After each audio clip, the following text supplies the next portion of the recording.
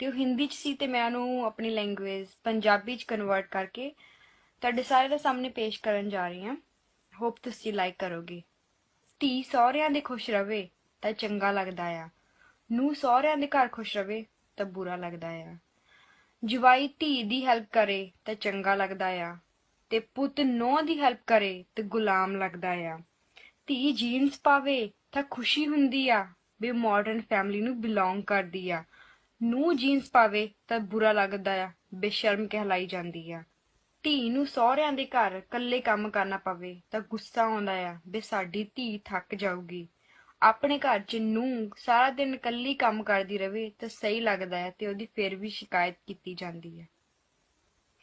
ਧੀ ਦੀ ਸੱਸ ਜਾਂ ਨਣਦ ਕੰਮ ਨਾ ਕਰਾਵੇ ਤਾਂ ਬੁਰਾ ਲੱਗਦਾ ਆ, ਤੇ ਆਪਣੇ ਘਰ 'ਚ ਨੂੰਹ ਦੀ ਮਦਦ ਨਾ ਕੀਤੀ ਜਾਵੇ ਤਾਂ ਸਹੀ ਲੱਗਦਾ ਆ।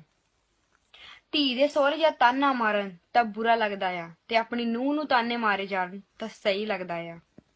ਧੀ ਨੂੰ ਰਾਣੀ ਬਣਾ ਕੇ ਰੱਖਣ ਵਾਲੇ ਸਹੁਰੇ ਚੰਗੇ ਲੱਗਦੇ ਆ, ਤੇ ਨੂੰਹ ਨੂੰ ਕੰਮ ਕਰਨ ਵਾਲੀ ਬਣਾ ਕੇ ਰੱਖਣਾ ਸਹੀ ਲੱਗਦਾ ਹੈ। ਲੋਕ ਇਹ ਕਿਉਂ ਭੁੱਲ ਜਾਂਦੇ ਹਨ ਕਿ ਨੂੰਹ ਵੀ ਕਿਸੇ ਦੀ ਧੀ ਹੈ ਤੇ ਉਹ ਵੀ ਆਪਣਾ ਘਰ ਪਰਿਵਾਰ ਛੱਡ ਕੇ ਆਉਂਦੀ ਹੈ। ਨੂੰਹ ਨੂੰ ਦੁੱਖ ਦਓਗੇ ਤੇ ਧੀ ਨੂੰ ਵੀ ਦੁੱਖ ਮਿਲਣਗੇ। ਜਿਹੜੇ ਵੀ ਲੋਕ ਮੇਰੀ ਇਹ ਵੀਡੀਓ ਦੇਖ ਰਹੇ ਹਨ, ਮੈਂ ਉਹਨਾਂ ਨੂੰ ਇੱਕ ਹੀ ਗੁਜ਼ਾਰਿਸ਼ ਕਰਾਂਗੀ ਕਿ ਤੁਸੀਂ ਆਪਣੀ ਸੋਚ ਬਦਲੋ, ਦੁਨੀਆ ਆਪਣੇ ਆਪ ਬਦਲੇਗੀ।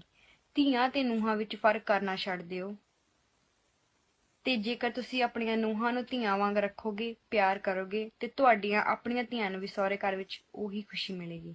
Thank you.